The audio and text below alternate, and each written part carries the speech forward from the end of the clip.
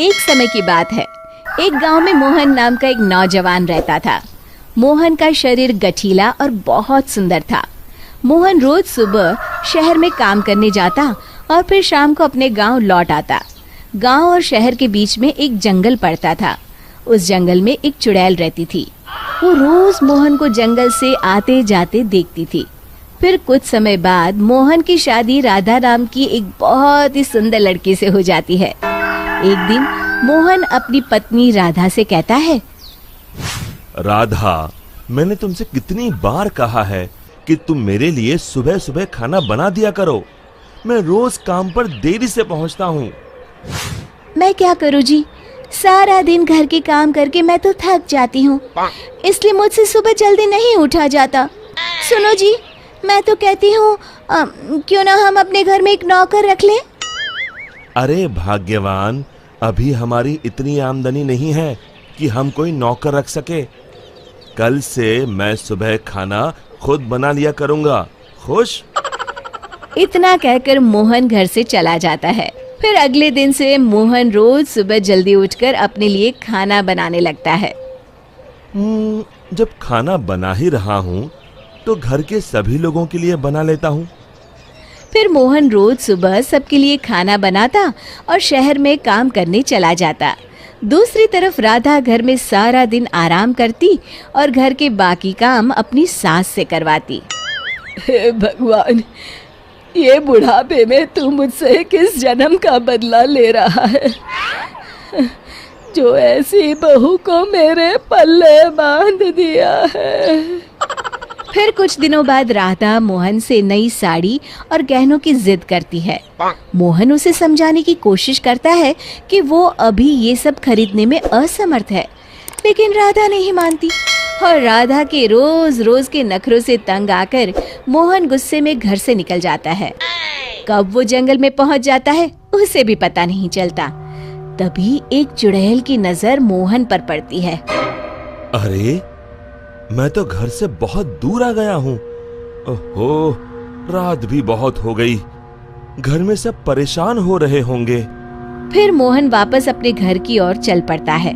चुड़ैल भी मोहन का पीछा करते करते उसके घर तक पहुंच जाती है।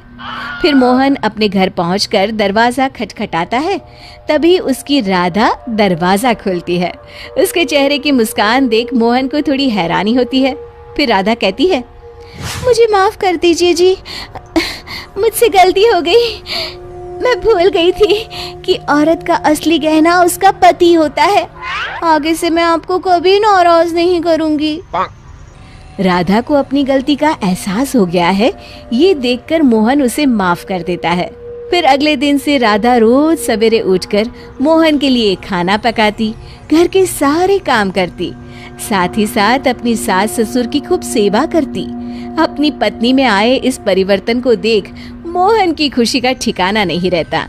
एक दिन राधा की सास राधा से कहती है, बहू, आज मैंने घर में हवन रखा है। बाबा जी किसी भी वक्त आते होंगे तो सब तैयारी करके रख दे। जी माँ जी। फिर थोड़ी देर बाद बाबा जी अपने चेले के साथ उनके घर पर आते हैं। अलख निरंजन। आइए आइए बाबा जी, मैं आपका ही इंतजार कर रही थी। फिर बाबा जी हवन की तैयारी शुरू करते हैं और मोहन और राधा को हवन में बैठने के लिए कहते हैं। मोहन तो वहां आकर बैठ जाता है, लेकिन राधा वहां आने से मना कर देती है। तब मोहन राधा से कहता है, अरे भाग्यवान, अचानक तुम्हें क्या हो गया? तभी बाबा जी को राधा पर कुछ संदेह होता है। अलख निरंजन, माँ जी, तुम्हारे बहू के हाव भाव देखकर मैं पहले ही समझ गया था कि इसके अंदर किसी चुड़ैल का वास है। बाबा जी क्रोधित होकर कहते हैं, सच सच बता, कौन है तू, वरना अभी तुझे जलाकर भस्म कर दूंगा। फिर बाबा जी जोर जोर से मंत्र पढ़ना शुरू कर देते हैं। ओम चामुंडाय विच्चाय नमः, ओम चामुंडाय विच्चाय नमः। तभी अचानक राधा की आवाज बदल जाती है और वो बाबा जी को हाथ जोड़कर कहती है, नहीं नहीं, मुझे छोड़ दीजिए।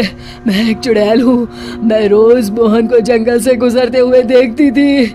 मैं मोहन की सुंदरता पर मोहित हो गई थी। फिर मैंने देखा कि राधा मोहन और अपने सास ससुर को दिन रात परेशान करती है। और एक दिन मौका पाकर मैंने राधा के शरीर में प्रवेश कर लिया। मुझे कुछ मत करना, मैं अभी ये घर छोड़कर चली जाती हूँ। फिर हवा का एक तेज झोंका उस घर से बाहर चला जाता है और राधा बेहोश होकर नीचे गिर जाती है। कुछ समय बाद राधा को होश आता है। सारी असलियत जानने के बाद राधा को अपनी गलती का एहसास हो जाता है। आप लोग मुझे माफ कर दीजिए। मैं आज के बाद आप लोगों को कभी शिकायत का मौका नहीं दूंगी। शिक्षा: हमें हमेशा अपने परिवार वालों के साथ अच्छा बर्ताव करना चाहिए और अपना हर फर्ज निभाना चाहिए। दोस्तों, हमें उम्मीद है कि आपको हमारी ये कहानी पसंद आई होगी। कृपया हमारे चैनल को सब्सक्राइब करें और सभी अपडेट्स के लिए बेल आइकन जरूर दबाएं। और हाँ, वीडियो लाइक और शेयर करना मत भूलिएगा। Bye bye.